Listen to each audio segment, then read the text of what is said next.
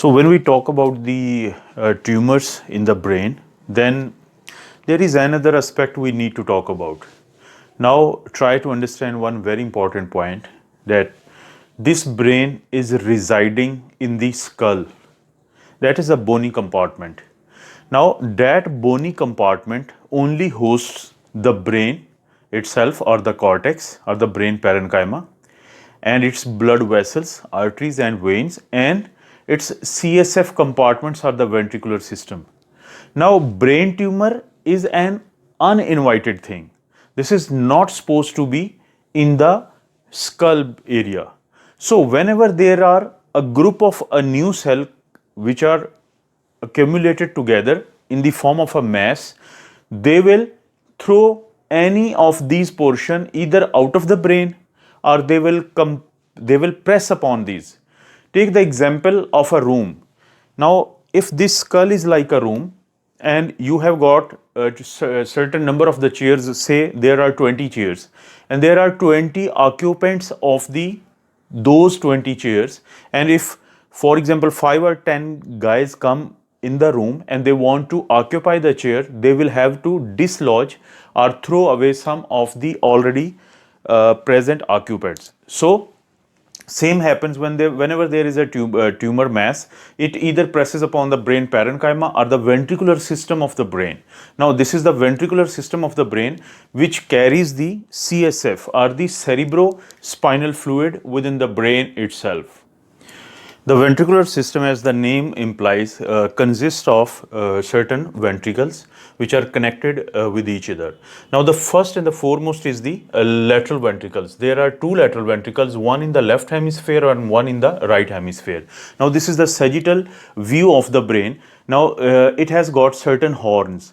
These are two lateral ventricles, one is in the left hemisphere, one in the right.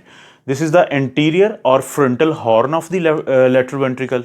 This is the occipital or the posterior horn of the lateral ventricle, and this is the temporal horn of the lateral ventricle. So two ventricles located in each of the hemisphere, they ultimately drain into the third ventricle which is located here. So these are the two lateral ventricle which are present in each of the hemisphere.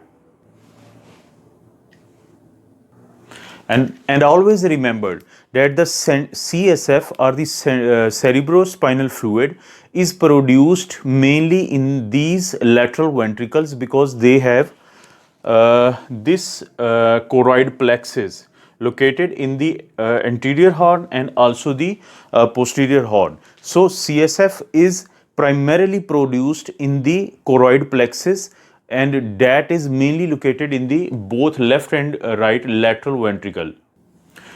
Now once produced in the both right and left lateral ventricle, this CSF from the lateral ventricles enter into the third ventricle through the interventricular foramina of the Monro. Now remember, third ventricle is one ventricle. It's a slit-like ventricle, but both left and right lateral ventricles, they drain into it with the help of two foramina of the Monro, both on the right and the left side. And from the third ventricle, this CSF, it enters into a cerebral aqueduct. The full name of the cerebral aqueduct is the cerebral aqueduct of the Sylvian. And this cerebral aqueduct of the Sylvian, it actually connects the third ventricle with the fourth ventricle. Now the CSF from the third ventricle, it drains into the fourth ventricle through the cerebral aqueduct of the Sylvian.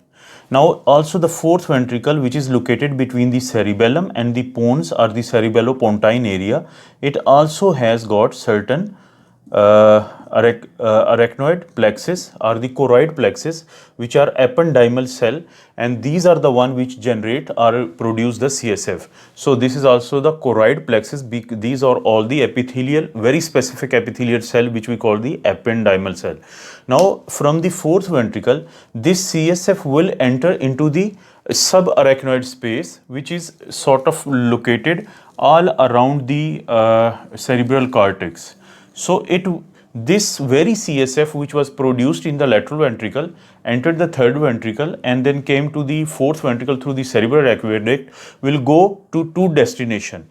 Through the central canal, it will go towards the all around the spinal cord, but through the foramina of the Lashka, which are the median aperture, they are which are the lateral aperture, and there are two foramina of the Lashka, both right and left side. They will drain directly into the subarachnoid space, and the median aperture, which is also known as the foramen of Magendie, it will drain the CSF through the cister magna into the subarachnoid space. So ultimately this CSF will drain to the subarachnoid space.